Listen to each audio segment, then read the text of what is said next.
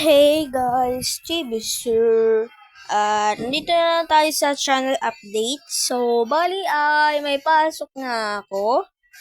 At baka di na ako masyado makaka-upload kasi busy na ako sa pag-aaral at marami na rin ako ginagawa. So, bali, ito lang yung mga update na ibibigay ko sa inyo. So, wali ay mga after 5 days na lang ako mag-upload. Sorry kung natagalan, kung mga 10 days na ako di nakakapag-upload. Busy lang talaga guys. Sana maintindihan nyo yun. Pasensya na talaga. So, nag-post ako sa, sa Facebook page ko na hindi ako makaka-upload sa YouTube at hindi rin makaka-upload sa, sa Facebook na ilang araw.